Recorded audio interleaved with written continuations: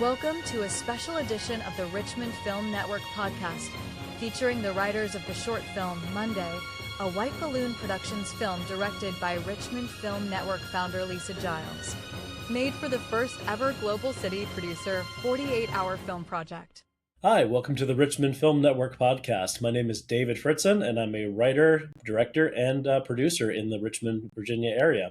Joined by me is Anson Kessinger, and today we're going to talk a bit about writing 48-hour film projects, specifically the most recent one, Monday, which you might have seen online. And so, Anson, thanks so much for being on the show, man. Oh, thank you. Yeah, of course. I wanted to go straight into this because you've done, how many 48-hour film projects have you been part of? I think I'm probably close to 12, 15-ish now. I'd have to count. 12 or 15. Okay, we're pretty close in that realm. Okay, gotcha. And always as a writer, or bouncing around as different roles? Usually as a writer, but also filling in on utility spots. For The Real Deal, I did makeup VFX for our zombie gore stuff. Recorded a song for the end of Grandma's Dead, our Yes We Can entry. So a little bit of singing, a little bit of makeup, but primarily writing. Right on. Yeah, that's I've done 13. I recently did a whole list, and then I made a breakdown of like how many I was like a director, how many a producer, writer, and easily the majority was writer. I think it's out of the 13, 10 of them was writing. So wow. Basically what we're trying to say is that we've done quite a bit of writing for these 48s. So now and grown along the way. That's right. Yeah, it's always the little lessons we learn along the way. And so speaking of lessons and such, this one was a little bit different, right? Because this one, both you and I were part of this team, but it wasn't guaranteed that we were going to be writers for this 48-hour film project. Right. We were thrown into the arena. Right. And just to elaborate, like the City Producer 48, they use a different type of model rather than the typical thing. Typically, writers, are going to be already selected for a team, which we've done in the past. But this one, we had a team of writers, I think it was like 6 or 7 or maybe even 8, that were pitching ideas to the director. And then whichever idea the director liked, they move forward with it. And so it was kind of, I want to talk about how that whole process was, because as far as like the prep goes, I mean, when you know that you have to write for something itself, you have to kind of like be ready on your toes for that first bit of writing. What was going on in your head when you were kind of told you only had about 90 minutes to pitch an idea? Well, I was already kind of fried because my day job, I work in TV news, and we had done probably one of our toughest shows of the year is our RVA Illuminate show. So like right out of the gate, I basically had come home and was just kind of spent. But you look at a genre list, you kind of drum up what, if you know what locations you have available to you, you kind of just like let it marinate, and then get ready to go when you get those elements. And so we did. Yeah. The elements were ones that I definitely welcomed because I also was a little bit fried. In fact, the kickoff of when we were supposed to start writing and stuff started around 7 p.m. But we all met up at 6 p.m. to kind of just get a heads up of like what actors we have, finalizing that sort of stuff. I was actually working until 8 p.m. In a retail space, and luckily I was hiding in the back with my iPad when we were getting these ideas and such. But I remember also it was like Black Friday week, or Black Friday had just happened, and my brain was also fried. And I thought to myself, if there's any way I get this, which I didn't think was likely, then I was definitely going to ask for some help from other writers, because it was cool seeing so many other peers that I had worked with. Like you and I have always crossed paths in 48-hour film projects, but never worked together. And so it just seemed like a good opportunity to do so. And I appreciated the nod there. I really did. It was a pleasure to be able to work on this with you. Absolutely. Like I said, we've always been basic competitors right. to that point. But this 48 kind of lended itself to everyone uniting and That's right. and cranking out a hell of a film. That's right. That's right. And for what it's worth too, I was, when it came to the elements and such, with my brain being fried, I was just kind of in a silly mode in general when it came to the stuff coming up. So when we were thrown the genres we received were apocalyptic and comedy. And so I remember just thinking, okay, my last 48 I had to write was also apocalyptic, but it was very serious, very sad, very Last of Us, if you will, and which is not funny at all, but great. And I was just in a mode where it's like, okay, we're going to go a whole different direction with this. And so when I was kind of jotting down ideas, like everything just came out so silly, like in general, in a fun way. But like the idea of having you on board, because I knew I wanted to bring at least one or two people involved, and I wanted to have something that had more humor involved with it. And I had this feeling that, based on the fact that both of us have like very similar backgrounds and influences, like we both can vibe about Kevin Smith films all the time. We can vibe about like different, like, video games and such like that. It just made a lot of sense that our humor would line up too. And so I thought to myself, if I need support for the humor side, like I definitely want to bring Anson on board if they pick me. So yeah, no, it was definitely a welcome collaboration. I was so glad that we could do it, because when it came to it, we had to finally, in a matter of me just jotting down all these ideas and such, I just had like basically like an Apple Notes app, like just filled with ideas of like that turned to a plot line eventually. Um, we had only, I think I got home from work at 8:20. I had 10 minutes to pitch this thing, and one by one we had the pitch. Do you want to describe a little bit what that pitch process was like, when what the environment kind of felt like in that Zoom room? As because bear in mind, for those listening, we were doing this all through Zoom. It's not like we were all hanging out at my work or at Anson's work when this was happening. Right. Yeah, it was interesting. Because of my state, I wasn't so comfortable pitching out in the open as many did. So I took to a private room with Lisa and Will and pitched my pitch, and came back out and listened to everybody else pitch some wildly wonderful pitches. And in the end, you were chosen. That I was, yeah, and I wasn't expecting it at all. I mean, really, partially because it just was one of those things that was it seemed like such a silly idea, and it was so, put together at the last second, that is like, could this really work out? But I thought to myself, the way I could do this was just make sure that we have, a structure that has like a beginning, a middle, and an end, and just some kind of vibe. And the vibe was just that urgency of, well, for those seeing Monday, everyone has about 5 minutes to live. So there's a lot of urgency in this one. And so I wanted to also include the fact that, we wanted to have something controversial in there. And so one of the things that I wanted to do to really pitch to this was something, really out there. I wanted to start off with something that, rather than meeting with Will and Lisa privately, I wanted to do something where everyone was able to listen in, because I really wanted to see this be a team collaboration. If anyone wanted to join in, anyone wanted to come up with other ideas with it, that would be great. I welcomed it, assuming that mine might not be picked, but it would just be fun to play around with. So in order to get Lisa's attention, I remember earlier that week, I had asked her, what is it something you're looking for as a director? Because I never worked with Lisa. I've worked with Lisa many times for other things, but never writing for her, with her being a director. And so, for example, I had some directors that said, I want to have a moment of dramatic irony. The last film I did, I wanted someone's head to get smashed in.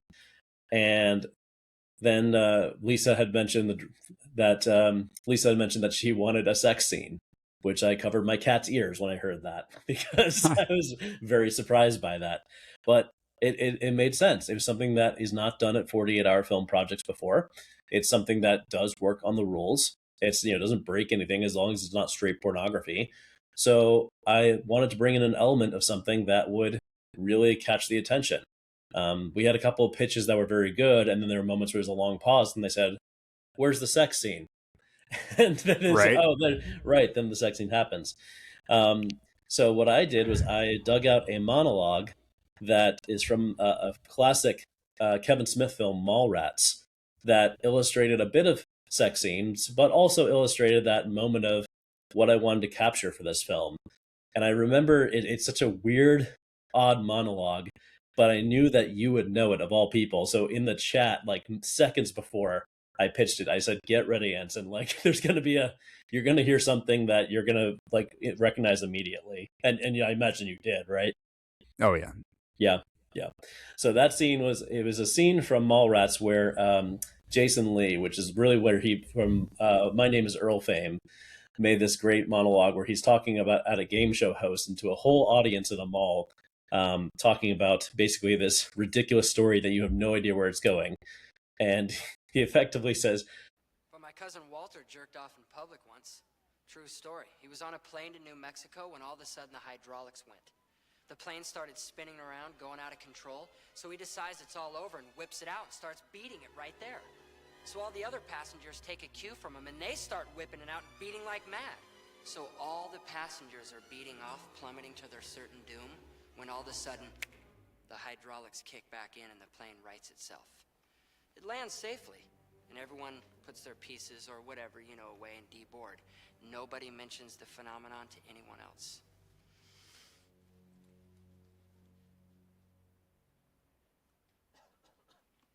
Well, did he come or what? Jesus Christ, man, there's just some things you don't talk about in public. and I used that specifically because I love that feeling of just that moment that it captures of just people with their literal pants down of what that would feel like, that embarrassment, and just realizing like, oh, there's still consequences to our actions, which is really what the film Monday is all about. The clarity. The clarity, yes, exactly, the clarity. And meanwhile, as I'm saying this monologue, I couldn't see it, but people in the chat were saying, "Look at Lisa's face right now," because I'm sure her jaw was on the floor when that happened. But I wanted to, have a bit of shock factor just to get people's attention to try to sell this thing. It was a long shot to see if I would get picked, and it's like, I'm going to go with something crazy to start with it. And sure enough, I was, hearing some really great stories. I thought there were a couple others that had some really cool things related to botany or botanists that is our main required character that would get picked. Really compelling stories, really dramatic things that I heard, and really deep ones. And then all of a sudden, like, my screen just like flashed, and I thought the Zoom broke, my internet broke, and all of a sudden I was in a room with Will and Lisa, and I thought I was so convinced I was the first of like the people to get like chopped like it's American Idol, and being like, "Hey, like, we really appreciate the time, but that's going to be it for us. You did great." But it was them saying that they really enjoyed the pitch I gave for Monday. And when I pitched not just the monologue, but also the whole script, or at least, what the idea of the script was. And I just knew that I couldn't do it alone. I was fried from working. And I also just have good friends that I like working with. And I like working with Caitlin Whitaker, who couldn't join us today, but she was one of the writers as well. And again, opportunity to work with you. It's like, I'm going to take it. So I asked to have both of you on, and then the two of them disappeared, and all of a sudden they reappeared with the two of you, and we got right to work. We had quite a bit of time doing that, working on that script. That was a long one, wasn't it? Yes, I want to say we finished up probably right around 4 a.m. Yeah, 4 sounds right. I mean, that's close to the record, and for me at least. I think we were like, basically most of it was done by like 2, but then there's just like fine tuning and coming with logistics and locations and work coordinating everything, because there's always plenty of work that the producer Will Sidaros and director Lisa Giles has to do as well.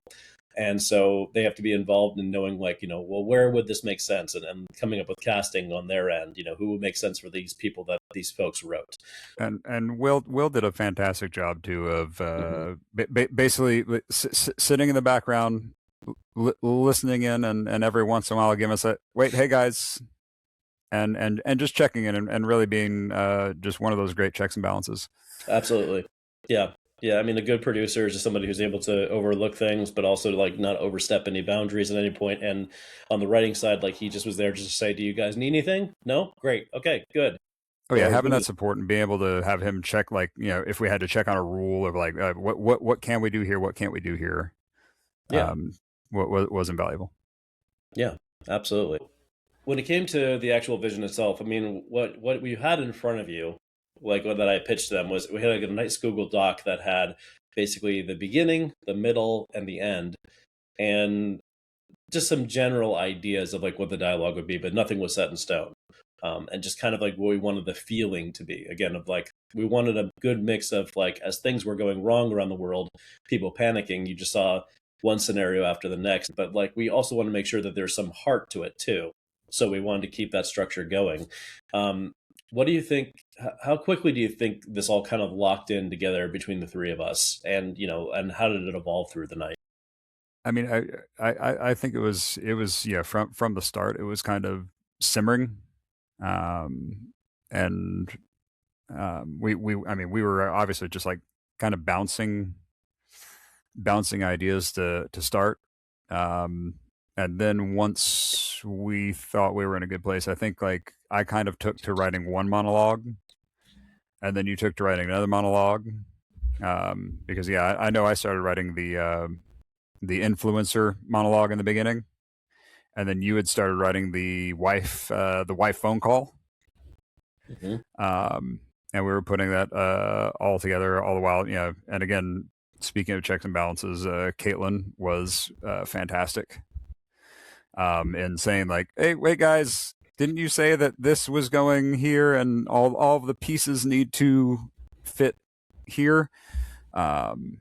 She was fantastic in that moment. But yeah, I mean, I think yeah. Once we were all on the same page, which I do not think took very long at all. I mean, we were cooking pretty quick. Just happened to take until 4 a.m. Yeah, no, I would agree with that. We were definitely moving quick, like in the actual process. I think it was cool because we definitely had different duties, like of splitting things up. Because you're right, you were doing the influencer monologue in the beginning. I had said I was very dead set on I wanted to do the monologue for the wife, which I want to revisit in a second. And I knew Caitlin would kind of help keep the pieces together exactly as you were describing. And then I think during some of the more scientific parts that we had talked about in the script, she proofread those to like make sure that made sense as well. 100% Caitlin on the fact checking and reality of all of this.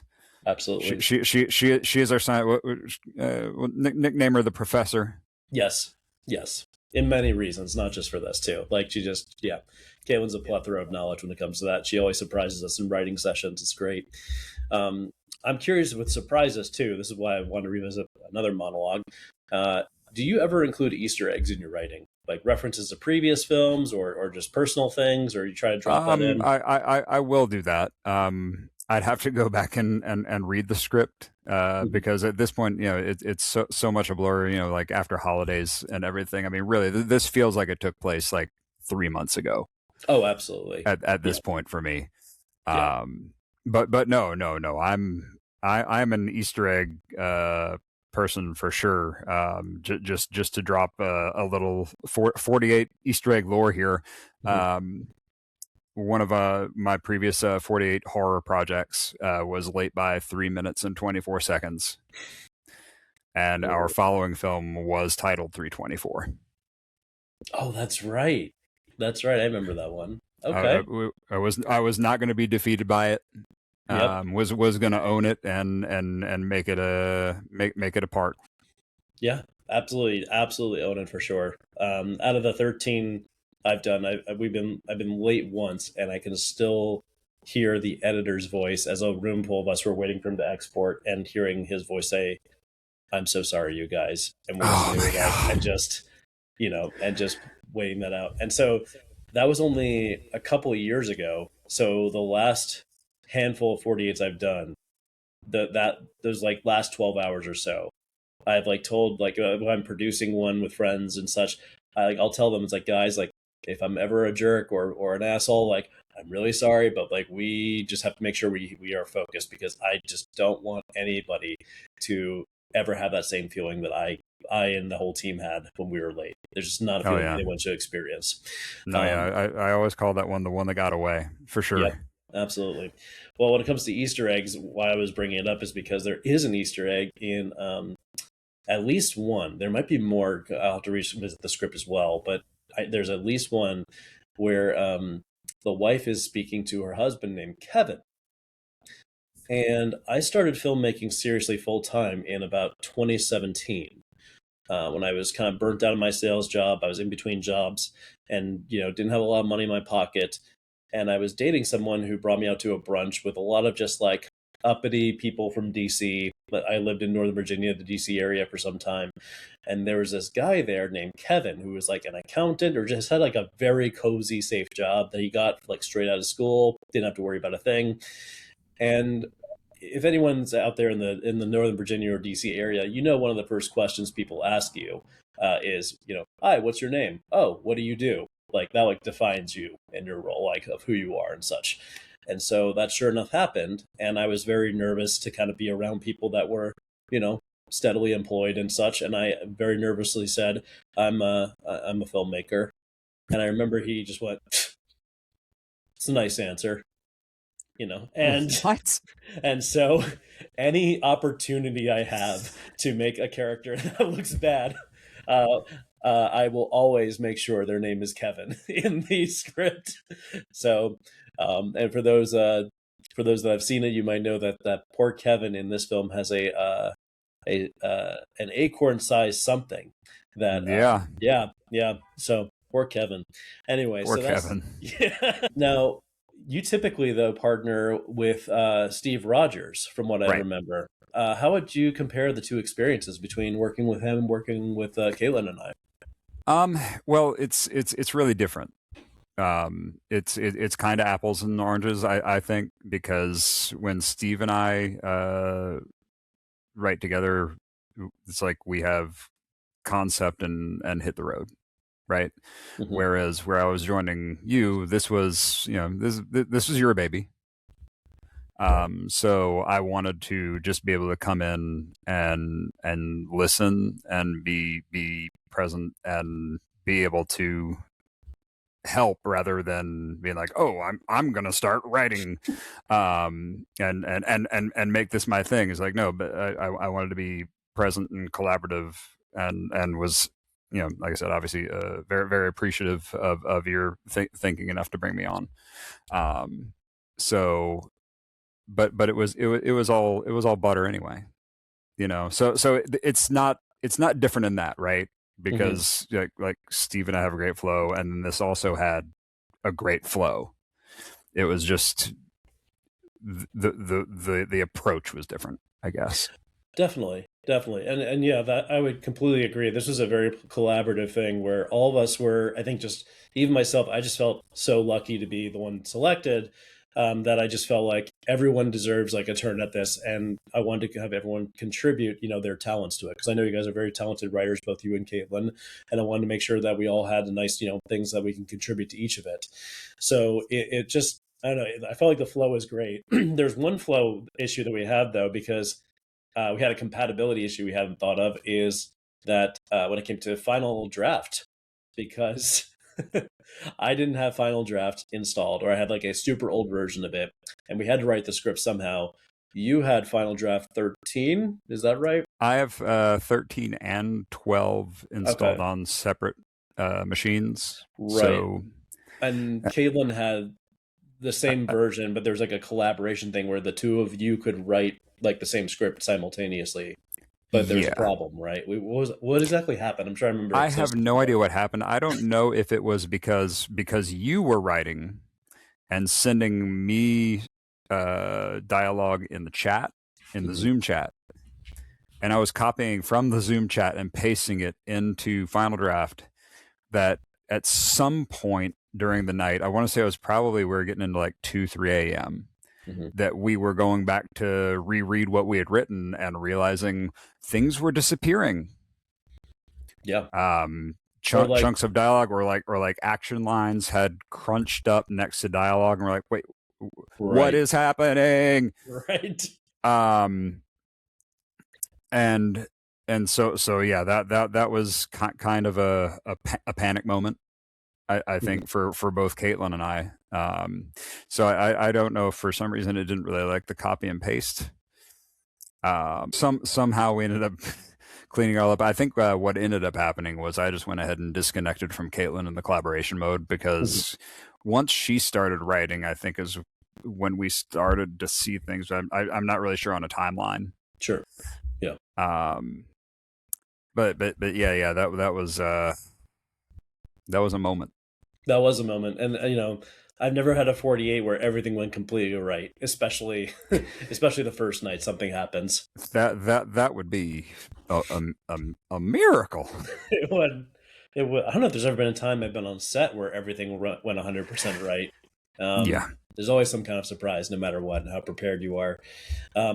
Let's talk a little bit about the required character prop line of dialogue. For those that are familiar with the 48, you have to have those three things. A required prop has to be in it, a required character, like a name and profession, and then a line of dialogue has to be in it too. And so when we got our three of them, I guess it's like, how do you think we went about making sure the elements shape the story rather than just kind of check the boxes? All right. I'm just gonna go here with you. I think we're all some old dogs in this game. Yeah. And it was just whenever we were ping ponging stuff off of each other, we would say that's where we use that. Yeah. It was just in the process. Like we were riffing, we were just going, we were starting to type scenes, we were typing dialogue. And it's like that's where our clock is. Yeah. Yeah. I will say, just to kind of, because there was an original pitch that I gave that had at least Jasmine Miller, who is a botanist, that had to be in the film. I knew that had to right. I think be that was part of it. You had that from go. Yeah, and that's like when I saw that option, I thought to myself, okay, we have apocalyptic, we have something comedic, so it's something that could be very out there of something that could go wrong. Like we don't have to get too into it as far as like explaining all the scientific bits of it, but the sense of like, what could a botanist do? A botanist could solve like issues with plants, and if plants produce oxygen, what if we ran out of oxygen? Then that led to kind of like an idea of like, oh man, this is actually coming out to be something that would be where we run out of time. And we have our pants down moment where everyone's masturbating on an airplane in Mallrats. That's how it all came together in a way. So, but I wanted to, find at least that character to give like a real reason to have them, because there are times where I've seen 48s where people just throw in the character as like a side piece, and it just comes off as like, oh, we're just squeezing them in. And I've definitely done that before myself in previous ones. But I do find it makes the 48s more fun and more interesting when you really utilize all these prompts in a fun way. And the clock, I mean, obviously we were on a time crunch, so having that clock on the wall made a lot of sense. Like it just came naturally. Saying there's a first time for everything, it just kind of came natural, in this sort of environment with those elements. So I want to say we always kind of have those elements, front of mind. Just in the process, and like when you see that spot, you just know. Have you? And I know I feel like this is kind of teetering alongside, and not saying naming names or bring up anything, but some people have talked about like that they try to come up with ideas prior to the 48. They try to come up with storylines before the 48, thinking that's going to help them. But first, that really bends the rules, or frankly breaks them, if you're doing any kind of creative work in advance. But secondly, I find that anything that's done in advance, like creative wise, like kind of like takes the fun out of it and kind of takes the challenge out of it, of doing it. Because if you have something already set in your mind and then you get a prop or a character that doesn't match your idea, then you're kind of forcing or jamming those in, and you're not really going to have a great time putting that together. Would you agree with that? That's more fun, just kind of start fresh and enjoy the challenge. I mean, I feel like you kind of have to, if you're going to make a good cohesive film. Yeah. Because people, especially veteran 48ers, will pick that out. They will see, I don't want to name any names, and wouldn't have been anybody from Richmond, but I have seen characters that just walk through the frame, say their name, and leave, and you don't see that person ever again. Right. Like, hi, I'm James. I'm a golfer. I'm gonna go golfing now. Bye. Exactly. Yeah. So that is when you find those people, it was kind of obvious that they had what they wanted to do. They knew what they wanted to do. They had their idea, and there was like, okay, well, let's plug that in. Definitely. And yeah, I mean, I think it does take away from the fun and the spirit of things for sure. Absolutely. Yeah. And then when it came to, once we finished it, we were both ready to get some sleep and definitely sleep in for a bit. Because we didn't have to be on set because our jobs are done. We wrote it. Hats off to Lisa, our director, and Will, our producer, who were with us the entire time, and then also had to be on set the next day. Yeah, I don't know how y'all did it. I mean, I've been in those shoes before, but I didn't want to be in those shoes again. So kudos to both of you for sticking out and taking care of that and making a movie the next day. How did it feel? How are you feeling, while playing the waiting game during that Saturday? Because I've had some directors that have asked me to be like right next to them all day on set. I've had some that said, "Oh, you're on call, but we'd like you to be on set," and then some that just said, "No, we got it. We're good. Like we're all set. Thanks so much." And this was kind of one of those situations. So like, any sort of like, did you get any antsiness or just kind of curious about that? No. Trust is a wonderful thing. It is. And you gotta trust the process. Knowing that you trust the people that you are working with, is so key. Absolutely. Just being able to, you do your job and you give it to the people that they know how to do their job. Mm-hmm. I mean, I went and played pinball, right, and didn't even in my head. I was once it was gone out of our hands, I was just eager to see the finished product. Quick sidebar. I have to tell this quick anecdote before I tell my side of that. About less than a year ago, I was on a date at the Richmond Pinball Collective, which is, if you don't know about it, it's literally a club that is full of pinball machines, and you can either pay like one time and then go in and play, or there's a monthly like club service that you have in there. And it's pretty far out of Richmond, not terribly far, but far enough that like I thought, I'm not going to run into anybody I know. No one will be there. And then all of a sudden, as I'm hanging out with my date, I look over and I just see this long bearded man staring at me, and I realize it's like, "Hey, Anson," and it was you. And we started talking about pinball, and you recommended some great machines too. Yeah, and then of course films and what we're writing, and are you doing the next 48? Sure. Yeah. Oh yeah. Well, see you later. And so anyway, but highly recommend the Richmond Pinball Collective. I was talking to a friend, Nicole Shiflett, about it and told her that story, and she's like, "I want to play pinball with Anson." So the three of us are going to anybody, please. Yeah. I'm more than happy to play pinball. Love it with anyone. Love it. I would agree with the trust part, though, trusting the process. Like we've all worked together in some way, shape, or form, or have seen each other's work that we know that it's good stuff. And I think if there was like just a simple like picture of how I was feeling, I don't know if you've ever seen that GIF of Cookie Monster where he's like working at an office and he's just sitting there like looking up, and the hands are just kind of like, just waiting, just waiting. It's just, a matter of like, okay, totally trusting, but just like, okay, we should hear something soon that they wrapped. Maybe not now, later. And I know that anytime I texted Will, which was very, very few and far in between, because I knew he had plenty going on set, was I would always make sure if it was something that I need to reach out to him for, as I would just say at the very beginning, not urgent, do not need to respond right now, and then would write my actual message saying like, "Hey, good luck," or "Hope everything's going well," or ask something very minor. But would never want to do anything urgent. Well, let me say that because I had a late film once, right? My spidey sense did fire a little bit around 7:00 that night. And now I was just waiting for a confirmation of we're in. Right. Yeah. But other than that, yeah. Other than that, no worries. Yeah, absolutely. So let's talk about the locations. So we had only a few locations to choose from because, of course, it's not just free game. You can't have the whole we don't have the key to the city of Richmond, right? Like we have only a few locations that Lisa and Will carefully crafted and put together through friends and favors and such.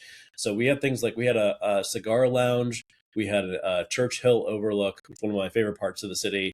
The Atlantic corrugated. How did those places shape the story in ways that you couldn't imagine on the page when you actually saw it?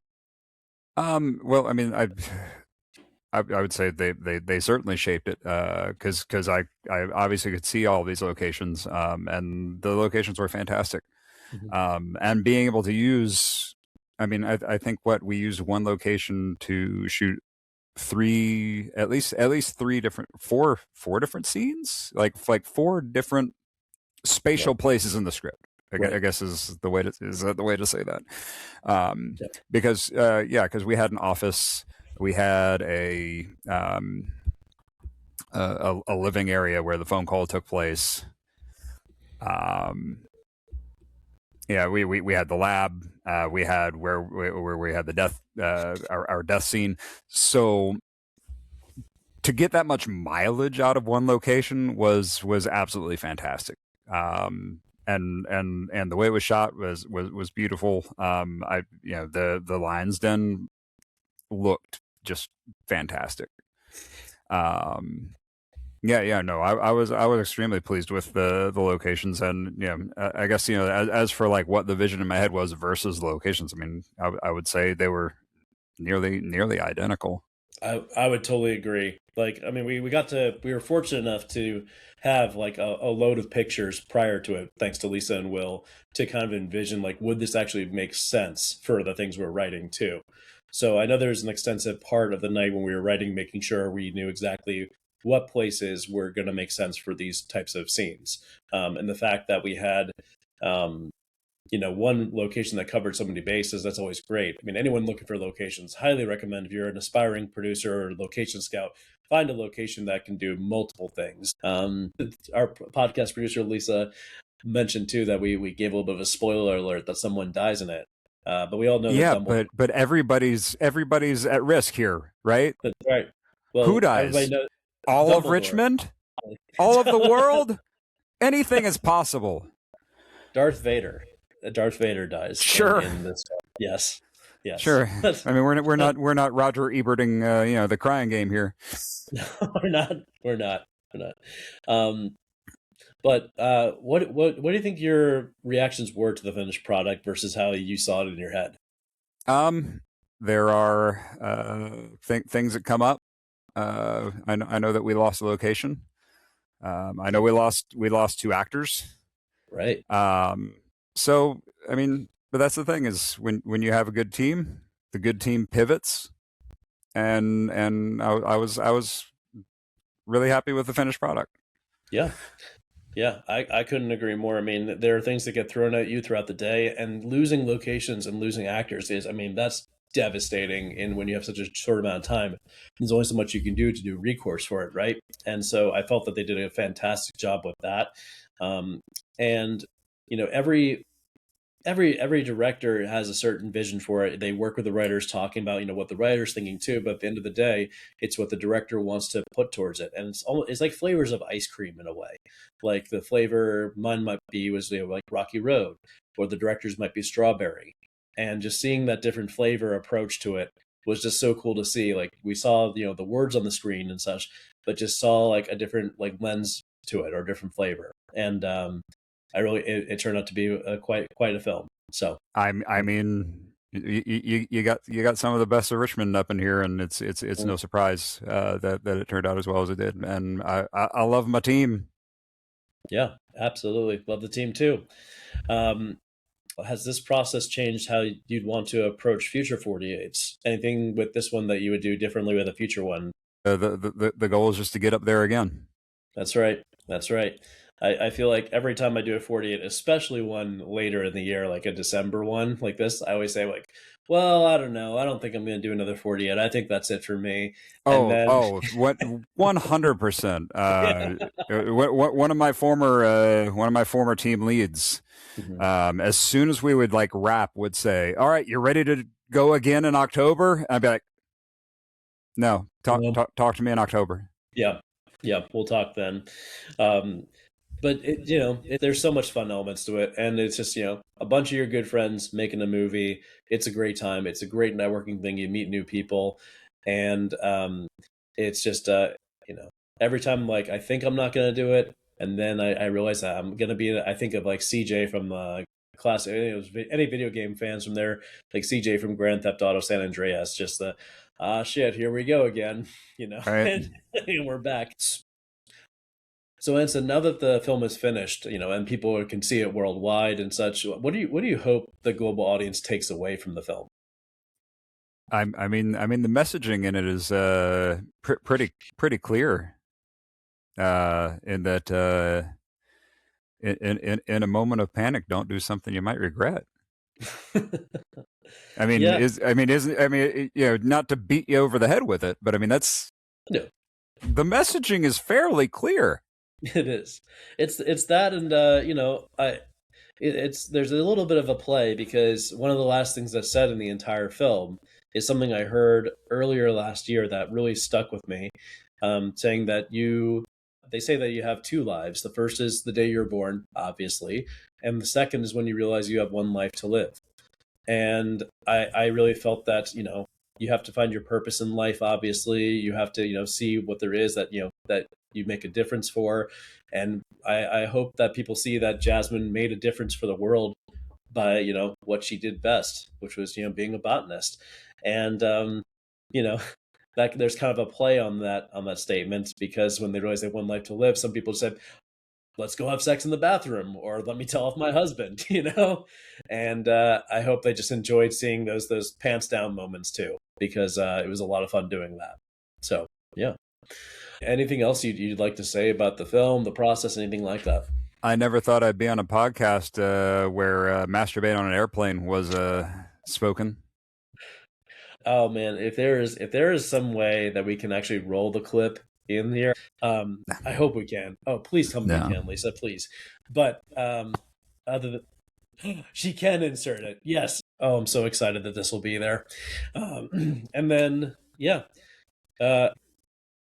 as for me, I'm just like really excited to just have another 48-hour film in the bag.